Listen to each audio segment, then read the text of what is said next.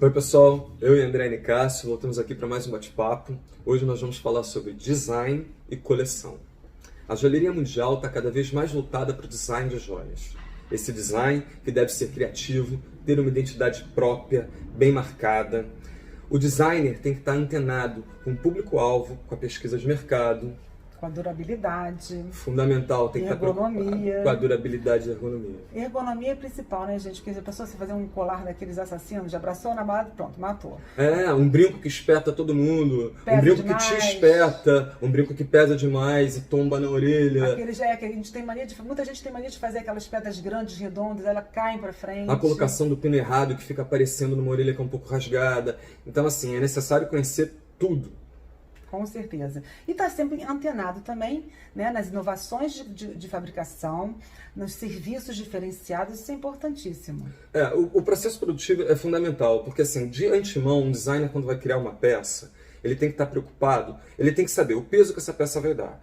Ele tem que saber o tipo de acabamento que ele vai querer nessa peça, o tipo de finalização, porque dependendo do acabamento, ele vai poder usar uma chapa mais grossa ou uma chapa mais fina. Da mesma forma, se ele vai cravar nessa peça ou não. Se essa peça for cravada, ela tem que ser uma chapa mais grossa ou mais fina. Então, de antemão, ele tem que saber tudo que vai ser utilizado para o processo ficar redondo. Porque o design também tem que pensar no produto final, na venda também. Ele tem que saber se aquilo fundamental. Viável ou não, né? Porque o produto tem que ser comercial, tem que ser vendável. Isso é o principal. O design tem que pensar na estética, mas ele tem que pensar no conforto, porque a pessoa só vai usar se for gostoso, se for confortável, né? Se for anatômico. E ele tem que pensar na durabilidade, porque dependendo do público-alvo, um público de pessoas mais velhas, às vezes não aceita uma joia em couro, porque às vezes o couro tem que ser trocado de ano, de 2 em 2 anos. Com certeza.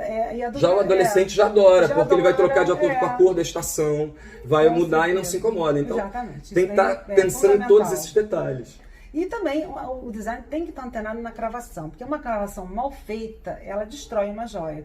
Então, assim, por exemplo, um topázio imperial, uma pedra frágil. Se você for cravá-la na cravação inglesa, tem que usar martelete, ela pode cravar com facilidade. Então, é mais indicada a grifa para essa pedra, por exemplo. Então, essas coisas são coisinhas importantes. Então, se você for trabalhar com o topázio, você tem que ficar atento que determinada cravação pode ter muita perda. Então, você vai evitar. Então, para isso, você tem que saber se o tipo de joia que você está fazendo, esse tipo de cravação que você vai usar, porque temos vários tipos de cravações, né? E cada cravação, ela pode deixar a joia mais clássica ou mais contemporânea. A pavê é bem típica de joias mais clássicas. Né? Agora, outro item importante, pérola não pode no ródio. Então, coisas que são importantes, O público tem que conhecer o processo todo produtivo, porque senão vai cometer falhas. E tem que, principalmente, ficar atento ao produto ser absolutamente comercial.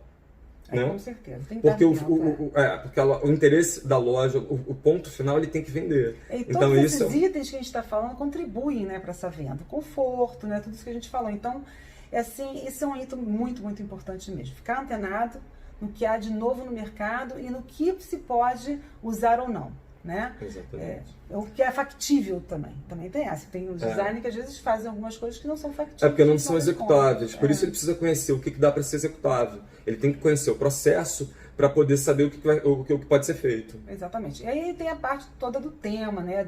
Dos conceitos escolhidos, né? Para poder justamente iniciar esse processo da coleção. Quando você escolhe um tema para a coleção, né? Quando você vai fazer essa joia, a joia vai trazer consigo um tema no qual ela foi inspirada. E isso vai dar uma identidade visual para essa joia. Tem gente que faz releitura de épocas, claro, né? Agora claro. Tem uma época egípcia, por exemplo, né, Márcio? Aquela história da parte egípcia.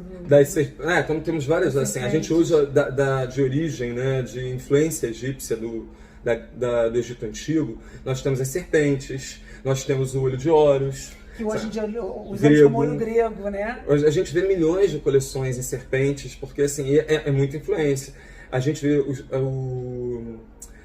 a flor de lótus, entendeu? São várias coisas de influência que a gente vê com novas releituras. São leituras de etnias diferentes, né? Tem muita gente que faz joias com etnia indígena, né? Que fica uma coisa linda também, mas é um outro tipo de público, né?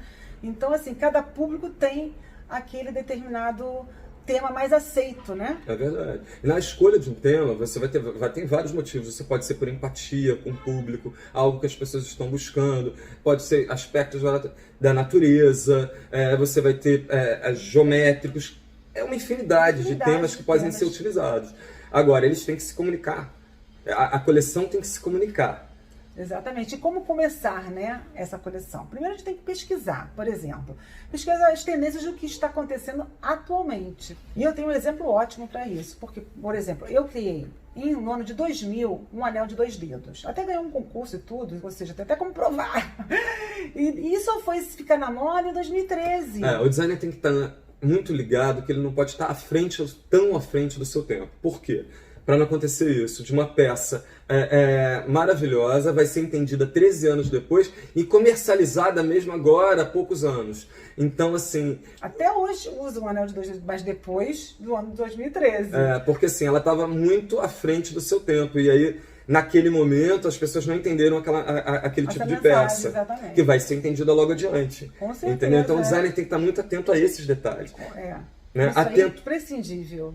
Porque você está desperdiçando uma criação sua que podia fazer sucesso muito mais na frente quando todos estivessem preparados para receber essa informação.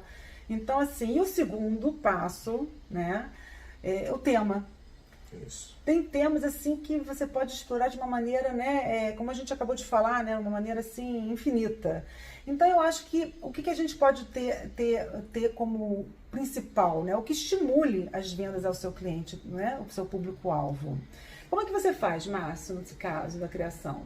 Eu sempre fico preocupado em vários fatores. O peso é um fator importantíssimo, porque o peso vai determinar o preço dessa peça.